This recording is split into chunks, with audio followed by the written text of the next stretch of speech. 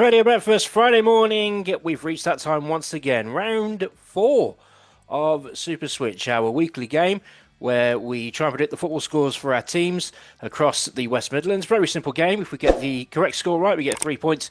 If we get the outcome right but not the correct score, it's 1 point and nothing if we get it completely wrong. We'll keep the points going throughout the season, and the early league table is taking shape. Top of the table on 9 points is Kim Smith.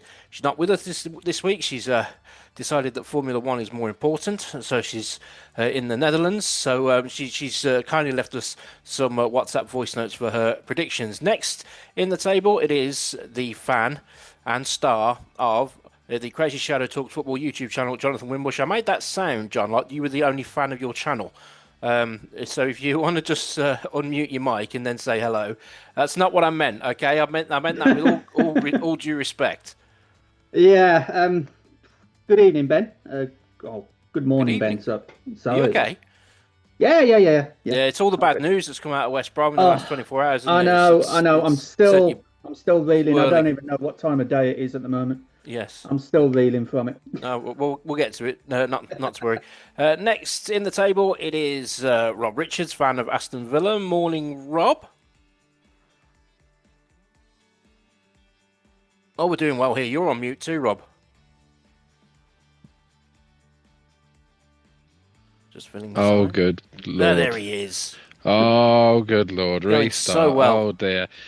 Oh, good morning, everyone. Yes, great start. Well, I just thought I'd replicate Villa's poor start to the Premier League with my poor start there. There we go. Fair enough.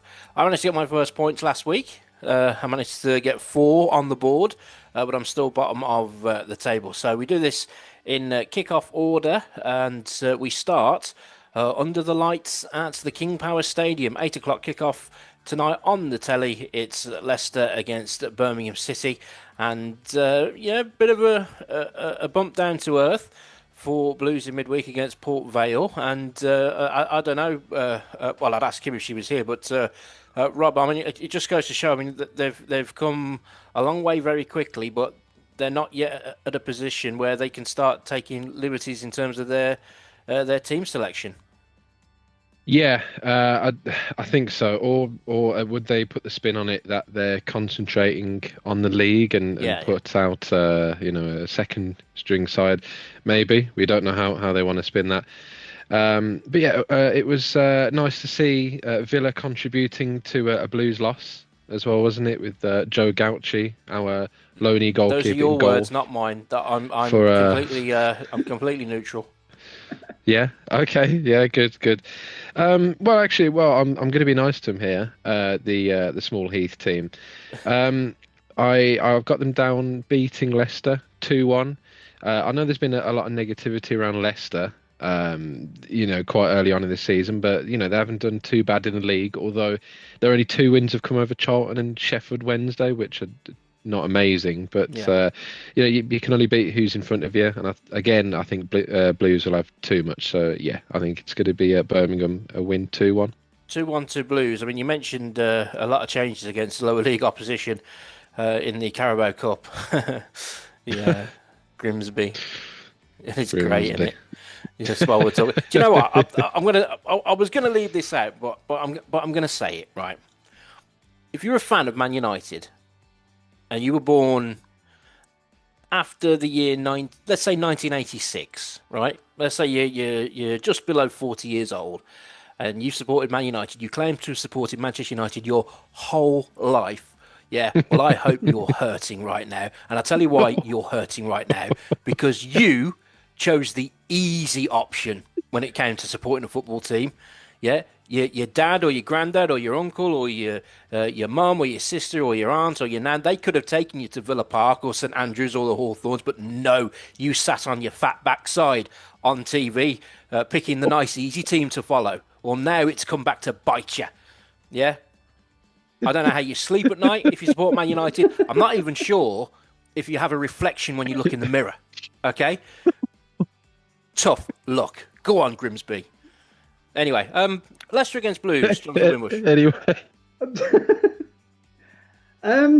Well, this one is a tough one to call.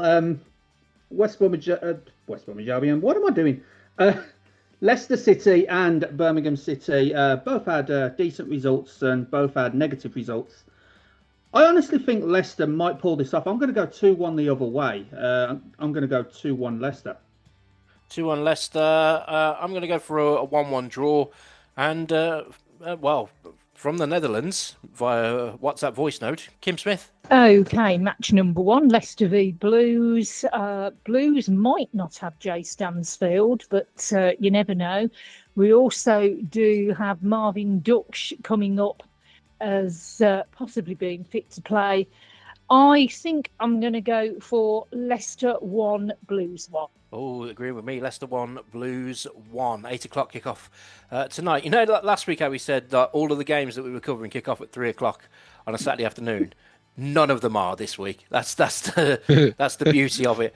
And we moved to Saturday lunchtime. It used to be a derby game, this, back in the day. The old Staffordshire derby. Stoke City against West Bromwich Albion. Jonathan Wimbush will be there, supporting his beloved Baggies.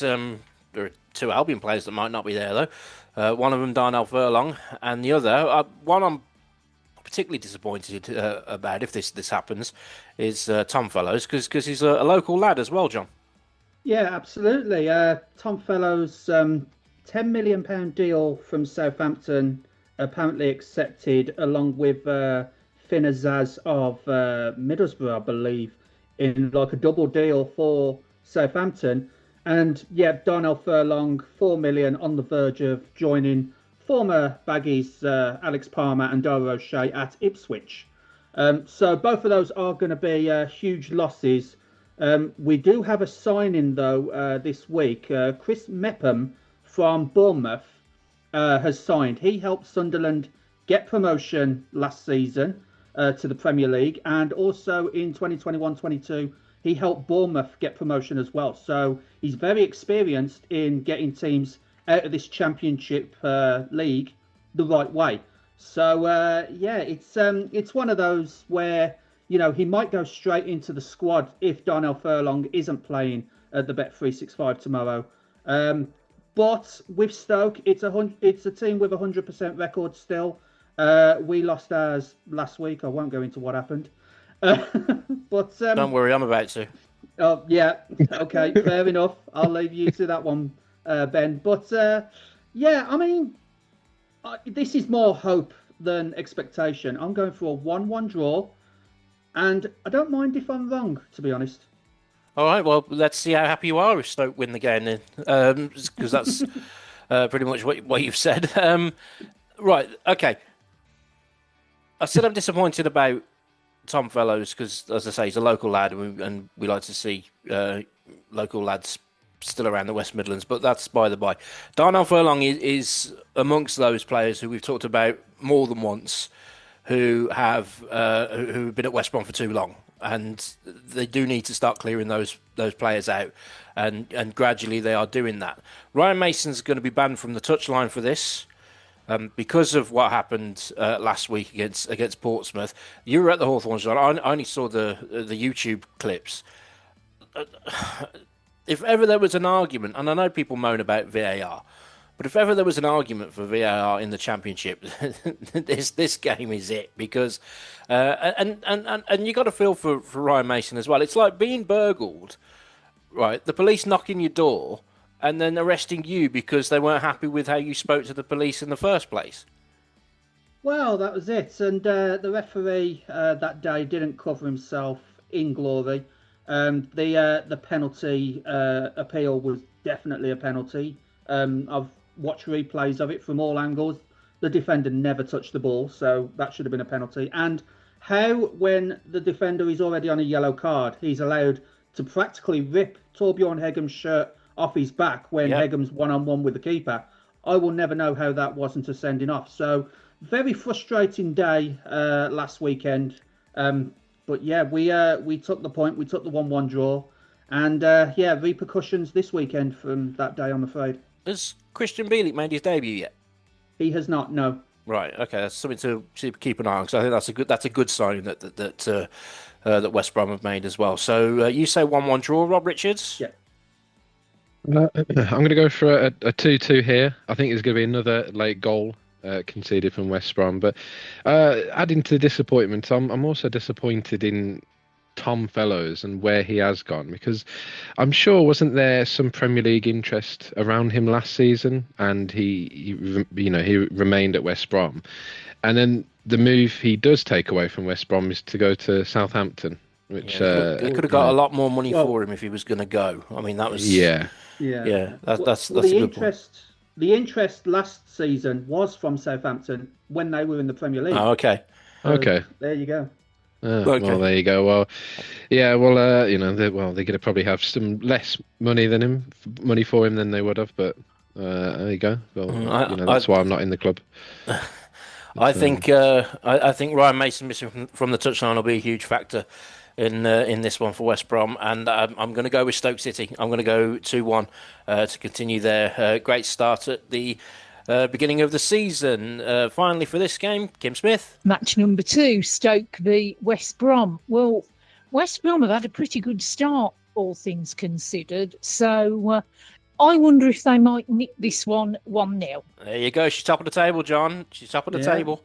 And she's going for 1-0 to West Brom. Smash and grab. Yeah. Switch Radio Breakfast, Friday morning, Super Switch, looking ahead to the weekend's games. We've looked at the Championship. This is still at 12:30. The National League's going to be covered by our award-winning Switchboard team, but it has been a horrendous week for Solihull Moors. A game none of us got right last weekend against Aldershot. 5-1 defeat at home, and this was followed up by a defeat on Bank Holiday Monday as well. Well, they're playing Southend United at home, and John, they've just got to stop the rot, haven't they? Yeah, they've got to stop conceding goals as well. That's always a good thing if you stop that. Southend United, 5th in the table, I believe, doing well. Got a 1-0 win from the National League New Boys Truro City last weekend, and followed that up with a 1-1 draw against Hartlepool. So, I mean, it's a difficult one for Moors, and I don't see them stopping the rot anytime soon. I'm actually going to go. Sorry, Moors fans. Solihull 1, Southend 3. 3-1 Southend. Rob Richards?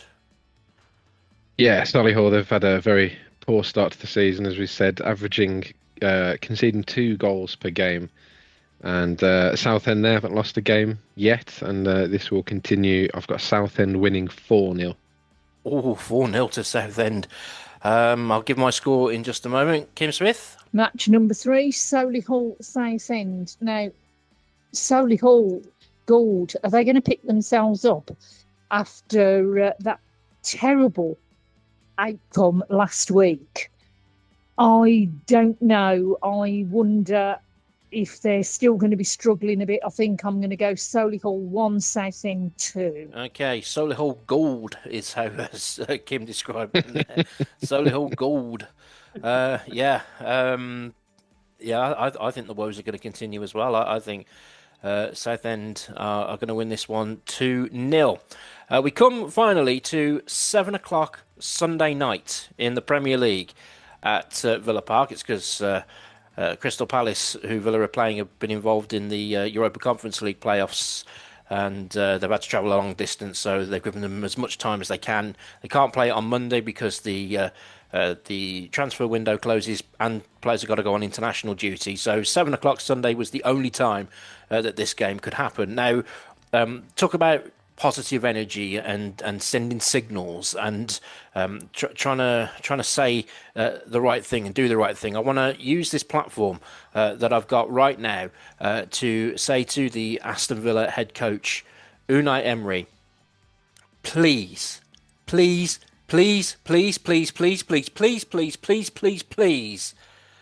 have a different game plan this time against Crystal Palace.